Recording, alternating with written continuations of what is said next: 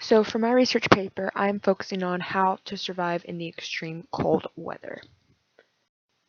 So my thesis statement for this project is people who survive in freezing cold temperatures all have similar characteristics and similar journeys through their survival arc. So for my main research for this project is I just read a whole bunch of accounts and stories on surviving in cold weather, the people that did survive and stuff like that. And I did look at a couple failed attempts to kind of see the differences and stuff. And one thing that I saw repeatedly throughout all the success stories is that everyone that did survive, they had a reason or some kind of statement that they kind of even sometimes just subtly put into their accounts on why they continued to fight and strive to survive. And that's kind of really where my first point is focused on, is that again, the reason might not always be super I guess, expected, but regardless, they'll have some sort of motto to get through the mental and the physical problems of being in extreme cold temperatures. And this really goes well with Lauren Gonzalez's 14 Reasons Why to Survive. He said, in a long and trying survival situation, most people need a mantra. Ask, what will keep me focused on getting home alive? Then learn your mantra before you need it. And that is from Gonzalez. And I just think that really as well sums up all the eyewitness accounts and biographies or articles that I read on surviving in the cold weather. So here are kind of my stories to back up my idea that you need some kind of reason to keep on surviving. And the first story comes from Jean Balestrud, and he's a Norwegian soldier, so I'm sure I just butchered that name. But he was a soldier back in World War II who was being chased by the Nazis in the wilderness of Norway. And he was training in Scotland beforehand.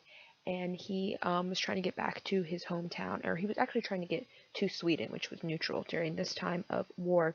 And I mean, his survival story is crazy. He amputated his toes.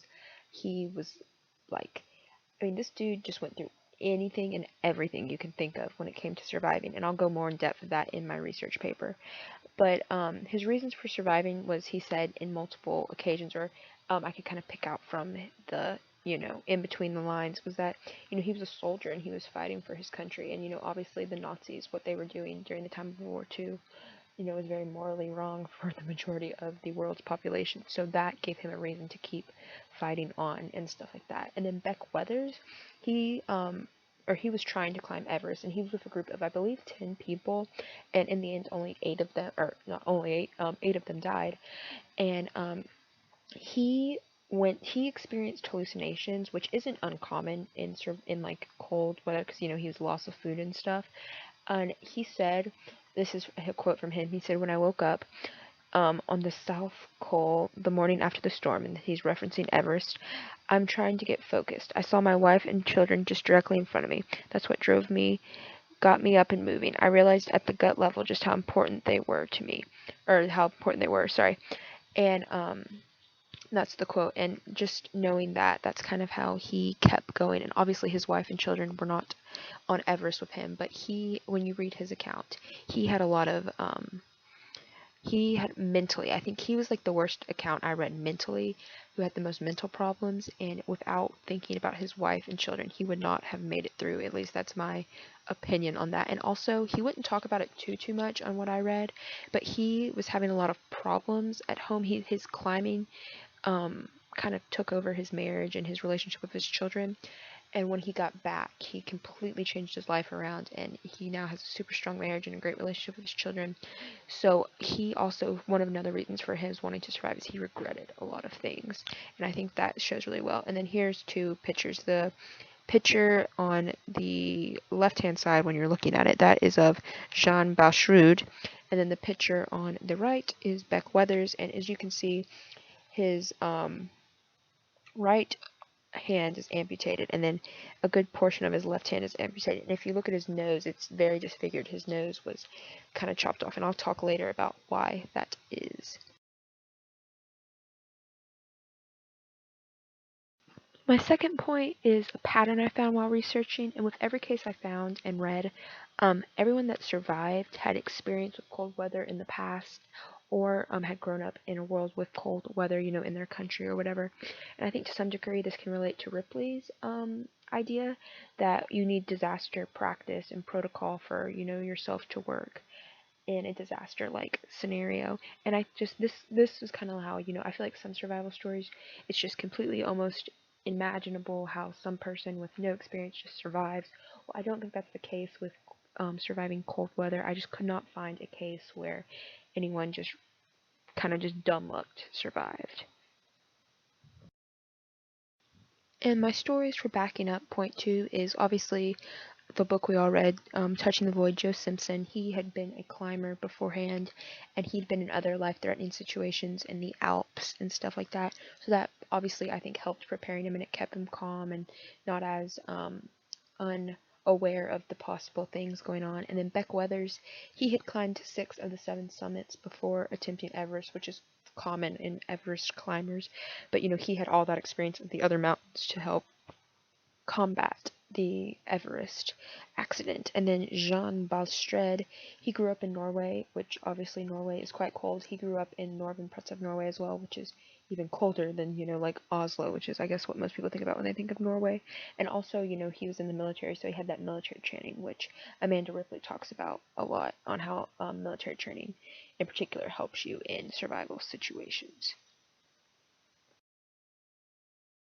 So for this third point, which is personally my favorite point, I just find it the most interesting, is I'm going to focus on the science behind surviving in cold temperatures and how it differs from other survival situations, and how also, your body is prepared to, combat survival in the best way it knows how, and how that can help you and in some cases hurt you. So for the third point, this is kind of all my information for it, and according to a National Geographic article by Christine Delamore, she said that our bodies are built to protect their most precious machinery, vital organs such as the heart, kidney, and lungs. When faced with bone-chilling cold, we shunt all available blood to these organs to keep them warm and functioning. And that kind of explains why Beck Weathers, who was the Everest climber, and that's why both of his hands had to be at least to some degree amputated. His right hand was completely amputated, and his left hand, they left a couple fingers for him. I don't really know how all that works out, but he and his nose, some of his nose came off, which is just a beautiful picture to think about. But that is why, because while he was in that extreme cold, all of his blood and organs and all that stuff, everything was going to his surviving things, his heart, his lungs, and his kidneys, and just all that fun stuff, and stuff that's not as necessary to every second survival is kind of shut off. And then Amanda Ripley, she speaks of surviving the extreme cold by saying, with lower temperatures, the pain comes on faster and is more intense. And that's on page 185. And she goes on to say some other stuff too, that you're in intense pain, like more pain than, so like, obviously, when Joe Simpson broke his leg, he was in intense pain because, your leg hurts when it is broken. But he was also in intense pain because as your blood constricts and stuff, it actually, your extremities hurt. And that's kind of when hypothermia sets in as well. You got to worry about hypothermia and how just all of your, I mean, in reality, it's helping you because you can't physically pump your, well, you can physically pump your heart, but I can't think in my brain like, heart pump. And so your body, which is, being deprived of food and room temperature air and stuff like that, is putting all of its necessary vital things to those things, but it does end up hurting you. And then Lauren Gonzalez, his thing on denying denial, and Jean Balstrud, he had to amputate all but one of his toes, and that would also be because blood flow to his toes was cut off.